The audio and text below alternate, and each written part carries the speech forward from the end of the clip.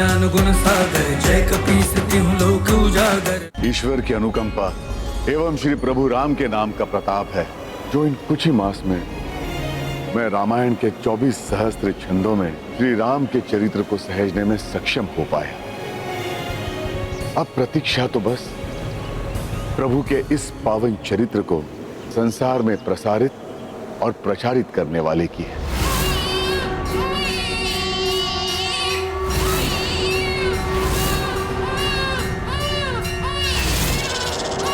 शिशुओं का तन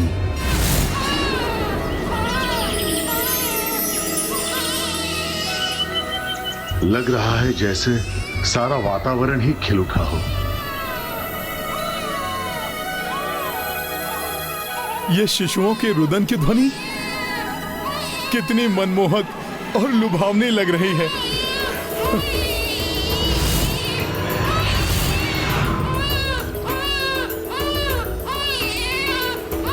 ऋषिवर, 2 सुंदर बालक जन्मे हैं और दोनों ही स्वस्थ हैं। अब तो आनंद छा जाएगा यहाँ। शिशुओं की किलकारियां गूंजेंगी यहाँ। हाँ।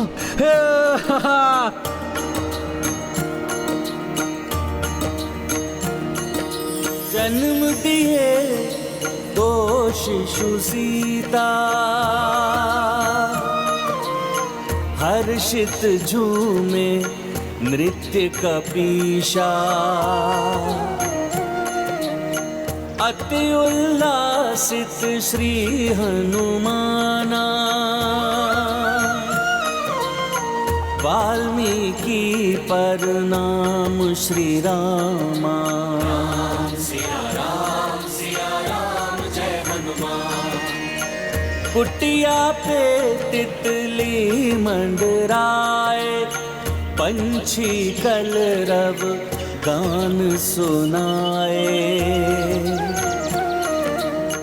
मधुर रुदन त्रिलोक महगूंजी, श्रवण से उल्लासित मां गौरी।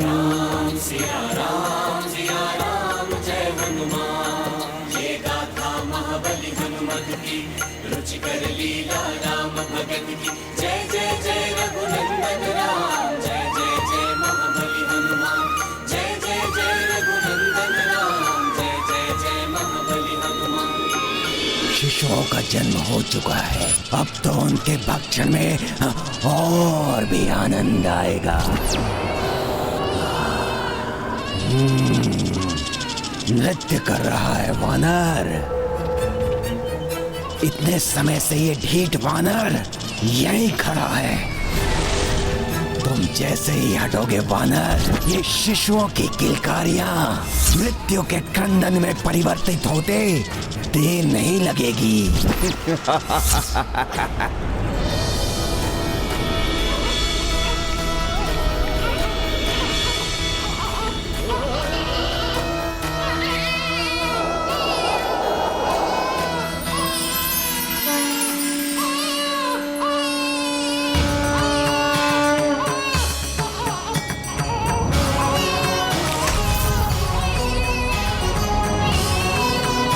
माता आ रही हैं। मैं कैसे दर्शन करूं शिशुओं का? एक झलक ही मिल जाए। कैसे होंगे नन्हे से सुंदर से कोमल शिशु? प्रभु के जैसी छवि होगी उनकी, या फिर माता के जैसा मुखड़ा?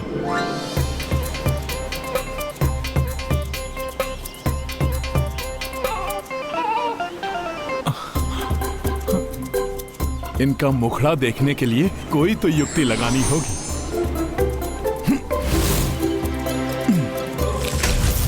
यहां से भी नहीं देख पा रहा हूं, कैसे देखूं? क्या करूं मैं?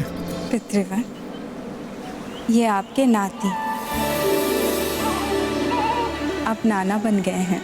सर्वप्रथम इन्हें प्रभु के श्री विग्रह के दर्शन कराओ, आशीष दिलाओ इन्हें उनका।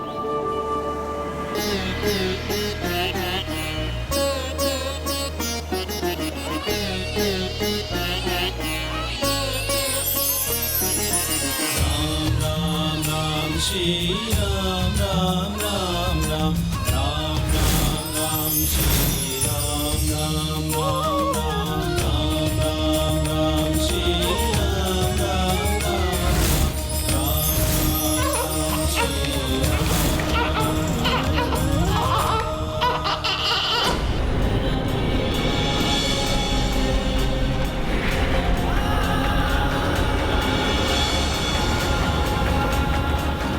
ये क्या था?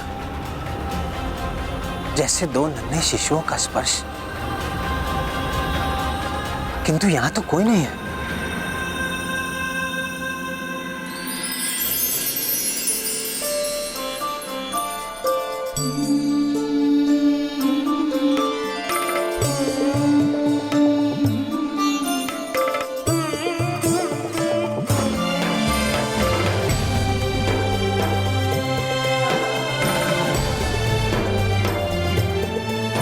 अब इन पर किसी की कुदृष्टि का प्रभाव नहीं पड़ेगा। पितृवर, आपने कोई शुभ नाम सोचा है अपने नातियों के लिए? इनके नाम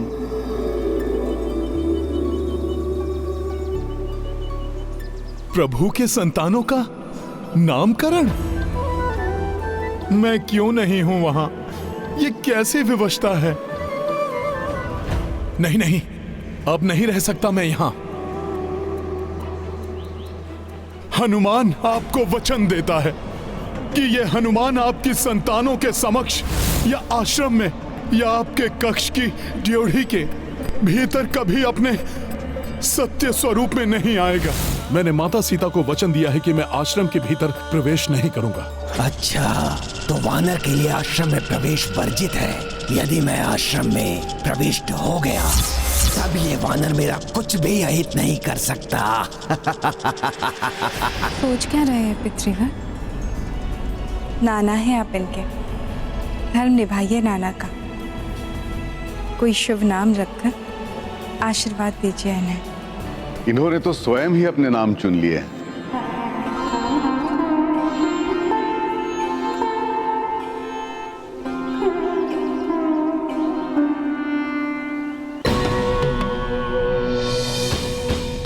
पुत्री, कुशा बहुत ही पवित्र होता है।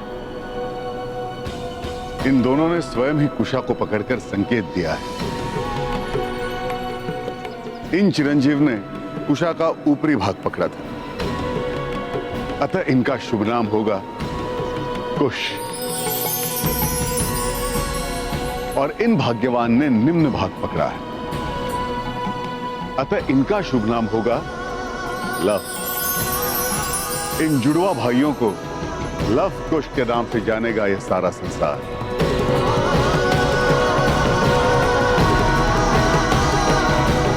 लव कुश। लव कुश, लव कुश, बहुत ही सुंदर और प्रिय नाम है लव कुश। प्रभु को ज्ञात होगा तो वो बहुत प्रसन्न हो जाएंगे।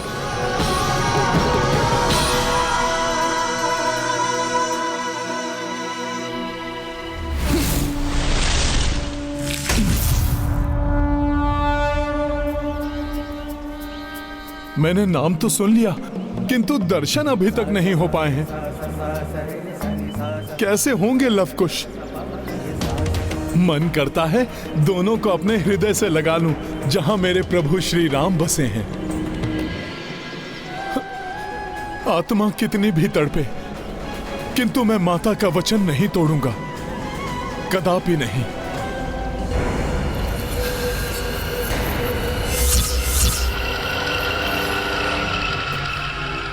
मेरी ये दशा हो रही है, यदि प्रभु को ज्ञात हुआ तो उनकी व्यथा, उनकी विवशता की तो कोई सीमा ही नहीं होगी।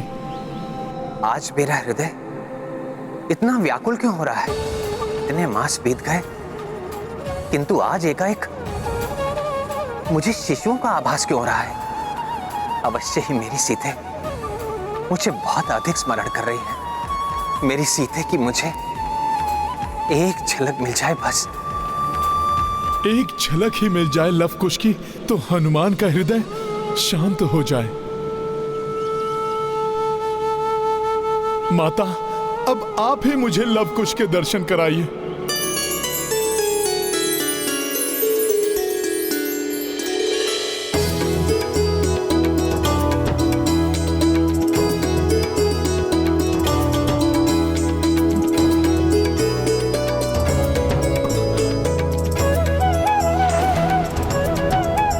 लव कुश सुंदर, तेजस्वी, मनमोहक, मेरी माता के पुत्र।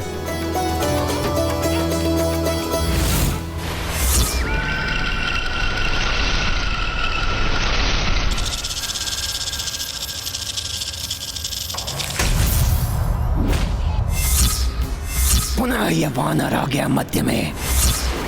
कितनी भी बाधा उत्पन्न कर ले ये वानर, कितने भी दिन बीत जाएं, किंतु मुझे आश्रम में प्रवेश करने से तुम रोक नहीं पाओगे।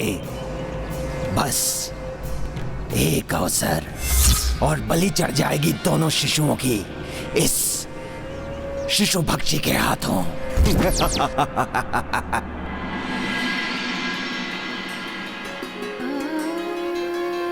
अपने लाडलों को अंजन लगाऊंगी, चंदन लगाऊंगी, छपकी कूदिश से बचाऊंगी। छीछल भले हो जाओ मेरे लालो।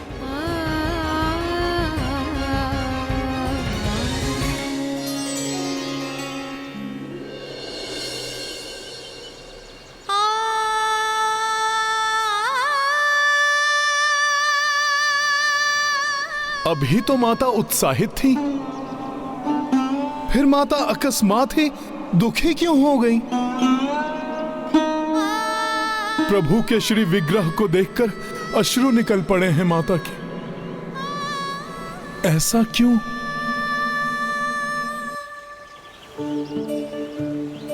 आज तो चैत्र नवमी। अरे हाँ, चैत्र मास की नवमी को तो प्रभु श्री राम का जन्म दिवस है। कदाचित राम नवमी को स्मरण करके ही माता दुखी हो रही हैं। मेरे प्रभु का जन्म दिवस, अयोध्या में उत्सव।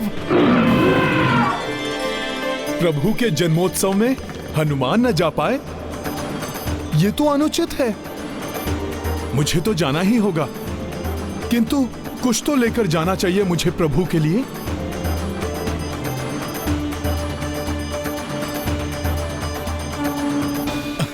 जय श्री राम।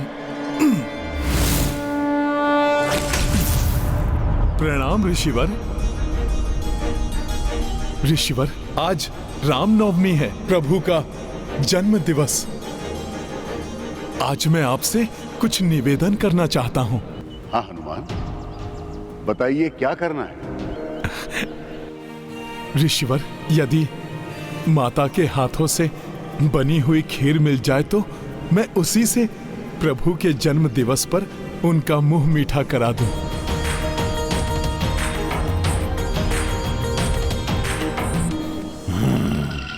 तो समय आ गया है। मुझे सतर्कता के साथ आश्रम के निकट ही रहना होगा। जैसे ही वानर जाएगा और मैं आश्रम में प्रविष्ट हो जाऊंगा।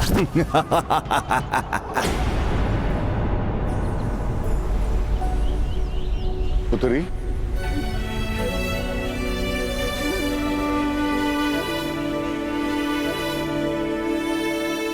आज मेरा बहुत मन कर रहा है खीर खाने का, किंतु तुम्हारे हाथ की बनी हुई बनाओगी ना अपने हाथों से खीर? अवश्य पितृवर, मैं अभी बना कर लाती हूँ।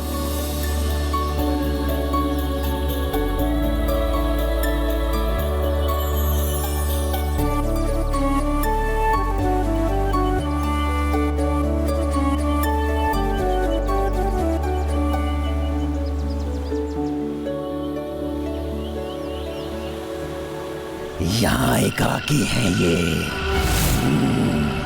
आज अवश्य ही इन दोनों कोमल शिशुओं को अपना आहार बनाऊंगा। प्रभु, आज अवश्य ही आपके दर्शन करूंगा। आपके जन्म दिवस पर आपके पास विशेष उपहार लेकर आएगा आपका ये हनुमान।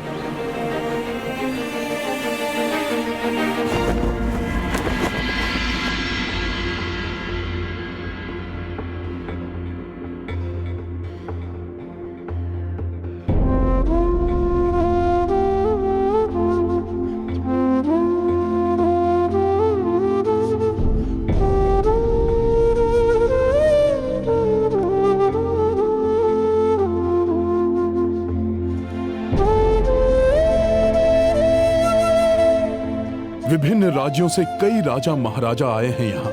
सभी मेरे प्रभु को कुछ न कुछ भेंट दे रहे हैं। कहाँ है वो असीम सुख जो प्रभु दर्शन से मुझे सदैव प्राप्त होता था? कदाचित प्रभु के असीम दुख के कारण उनका ये तुच्छ भक्त भी दुखी है। महाराज श्री राम, ये भेंट आपके लिए, आपके जन्म दिवस की शुभकामनाओं के साथ। संपूर्ण अयोध्या उत्साह में डूबा हुआ रामनवमी का उत्सव मना रहा है, किंतु स्वयं प्रभु श्रीहीन प्रतीत हो रहे हैं। प्रभु दुखी हैं, समस्त भ्राता भी दुखी हैं। प्रतीत होता है माता के जाते ही जैसे समस्त सुख चले गए हो भवन से। अब ये दुख और नहीं देख सकता मैं।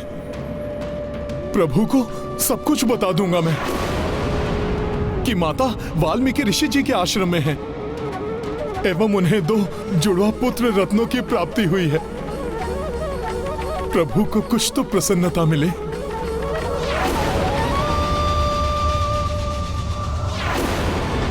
पुत्र की ममता सबसे बड़ी होती है। यदि हनुमान ने श्री राम को लवकुश के बारे में बता दिया तो श्री राम स्वयं को रोक नहीं पाएंगे, वचन भंग के दोषी हो जाएंगे, उनका सारा त्याग व्यर्थ हो जाएगा, रघुकुल रीति समाप्त हो जाएगी।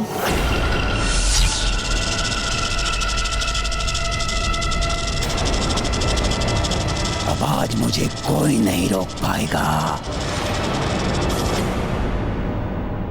अब रुकूंगा नहीं। उपहार के रूप में उन्हें ऐसा समाचार दूंगा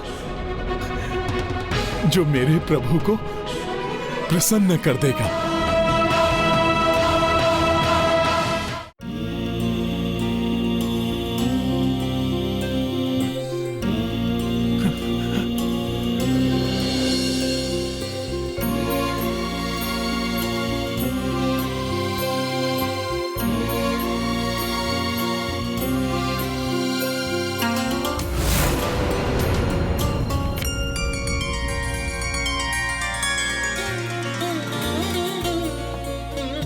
इतने दिनों बाद भैया के मुख पर आई इस मंद मुस्कान का कारण ये धनुष है या कुछ और? मेरा हनुमान आ रहा है, मेरा हनुमान आ रहा है, मेरा हनुमान आ रहा है।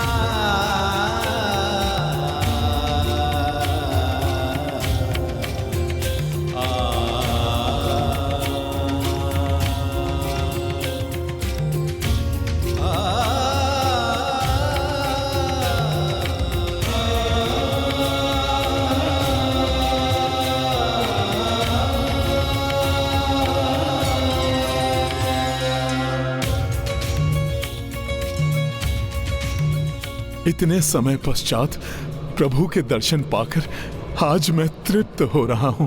हनुमान, तुम क्या उपहार लाए हो मेरे लिए? आपके लिए प्रसन्नता का भंडार लाया हूं प्रभु। माता सीता और आपके पुत्रों का समाचार आपको आनंद से भर देगा प्रभु। प्रभु, जिसे सुनने के लिए आप व्याकुल होंगे वो संवाद उपहार के रूप में लाया हूं, किंतु कैसे बताऊं आपको? मैं कहां से प्रारंभ करूं?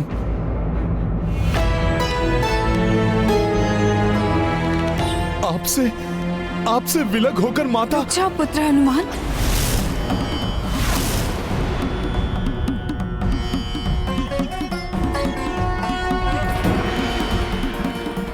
ये क्या कर रहे हो तुम पुत्र? क्या तुम रघुनंदन राजा राम को पुनः दुविधा में डालना चाहते हो? मेरे साथ उनके 2 पुत्र आश्रम में पल रहे हैं।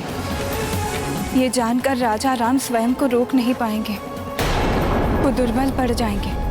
कदाचित ही हमें लौटा ले जाने के लिए वो दौड़े चले आएंगे। ऐसा हुआ तो मर्यादा पुरुषोत्तम राजा राम की मर्यादा खंडित हो जाएगी। प्रजा के मन में उनकी जो आस्था है वो खंडित हो जाएगी।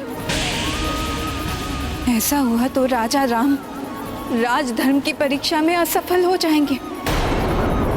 पुत्र हनुमान, क्या तुम उन्हें विफल करना चाहते हो?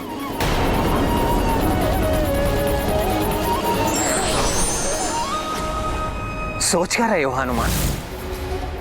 बताओ क्या लाए हो? अरे तुम तो अभी भी नहीं बता रहे हो क्या लाए हो मेरे लिए।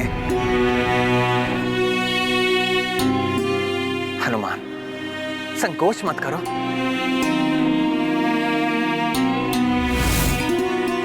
क्या छिपा रखा है अपने हाथों में? बताओ मुझे, बताओ हनुमान। मेरे हाथ में तो बस खीर का एक कटोरा है प्रभु। इस भरी राजसभा में जहां सभी आपके लिए दिव्य और भव्य उपहार लाए हैं, मैं अपने प्रभु को खीर का कटोरा कैसे दूं?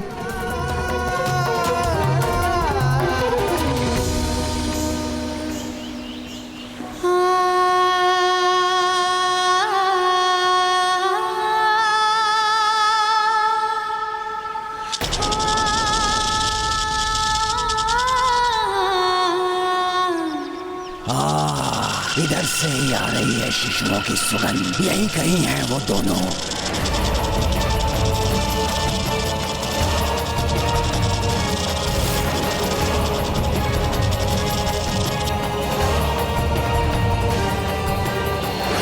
अपना हाथ बढ़ाओ हनुमान, दिखाओ मुझे क्या लाए हो।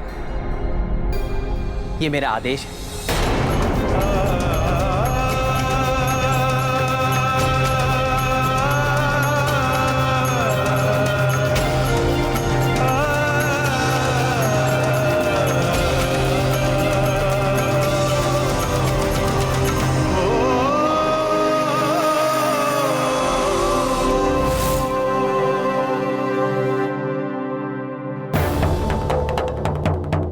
खीर? ये खीर कहां से लाए हो हनुमान? क्या उत्तर दूं मैं? प्रभु से ना सत्य बोल सकता हूं और ना ही असत्य।